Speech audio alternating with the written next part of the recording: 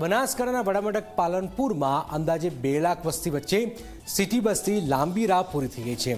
રિક્ષા ચાલકોની મનમાનીથી કંટાળેલા શહેરીજનોને હવે રાહત મળશે, પરંતુ ભૂતકાળમાં 2 વખત બંધ થયેલી સેવા ફરી શરૂ થતાં જ આનંદ સાથે આશંકા પણ છે। વિપક્ષ વાર કરી રહ્યું છે, શાસક પક્ષ કહી રહ્યું છે કે બધું જ બરાબર છે। ત્યારે જુઓ શહેરમાં શરૂ થયેલી સિટી બસનું આ ખાસ અહેવાલ।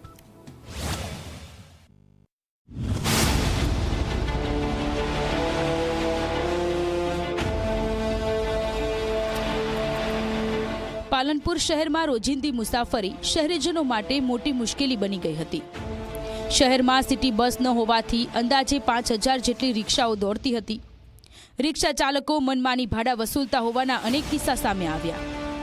એક સ્થળેથી બીજા સ્થળે જવા માટે લોકોને ભારે હાલાકી ભોગવવી પડતી હતી, પણ હવે આ સમસ્યાનો અંત આવ્યો છે।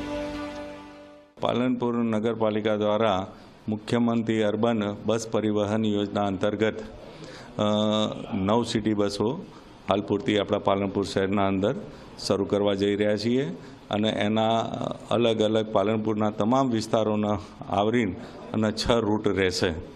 અને આ સિટી બસના કારણે લોકોને સસ્તા ભાડાના અંદર સારી સગવડ મળશે।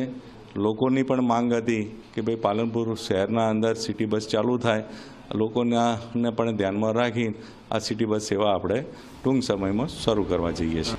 આ અગાઉ પણ પાલનપુરમાં 2 વખત સિટી બસ સેવા શરૂ કરવામાં આવી, પરંતુ થોડા સમય બાદ તે બંધ કરી દેવામાં આવી, જેના કારણે શહેરીજનોમાં નિરાશા ફેલાઈ હતી।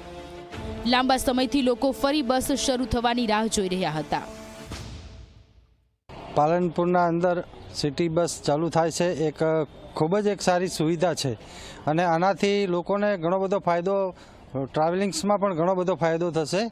જો કે અત્યારે રિક્ષાઓવાળા લૂંટ 10-10 રૂપિયા અને 20-20 રૂપિયા લઈ અને લૂંટ કરી રહ્યા છે, ચલાવી રહ્યા છે।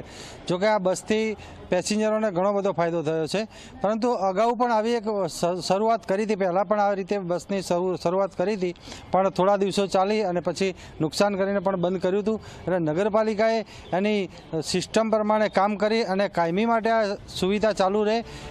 હવે ભાજપ શાસિત પાલનપુર નગરપાલિકાએ મુખ્યમંત્રી અર્બન બસ પરિવહન યોજનાનો લાભ લઈને સિટી બસ સેવા શરૂ કરવાની પ્રક્રિયા પૂર્ણ કરી છે। ટેન્ડર પ્રક્રિયા પૂર્ણ થઈ ગઈ છે અને ગણતરીના દિવસોમાં શહેરમાં બસો દોડતી જોવા મળશે।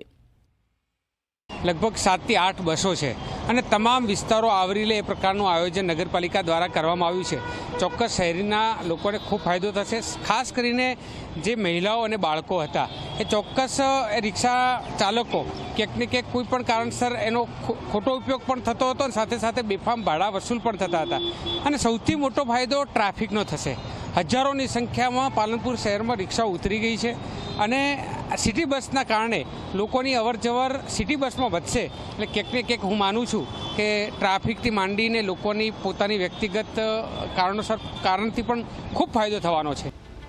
શહેરના મુખ્ય 6 રૂટ પર કુલ 9 સિટી બસ દોડશે, જેની વાત કરીએ તો રૂટ નંબર 1 એરોમા સર્કલથી Banas dairy, route number 2 Suvarnabhumi party પ્લોટથી ધનિયાણ ચોકડી, રૂટ નંબર 3 એરોમા સર્કલથી હનુમાન ટેકરી, રૂટ નંબર 4 કીર્તિ સ્તંભથી Banas medical college, route number 5 ગણેશપુરાથી ચડોતર ગામ અને રૂટ નંબર 6 સંજય ચોકથી જગાણા એન્જિનિયરિંગ કોલેજ।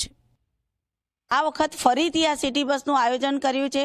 ખરેખર પાલનપુર શહેરીજનોને સિટી બસની જરૂરિયાત છે, પણ એના પહેલાં નગરપાલિકા દ્વારા, વહીવટી તંત્ર દ્વારા સિટીની અંદર તમામ એરિયા આવરી લેવાય એવા તમામ એરિયામાં ફરી શકે એના માટે થઈને સિટી બસનું આયોજન કરવું જોઈએ।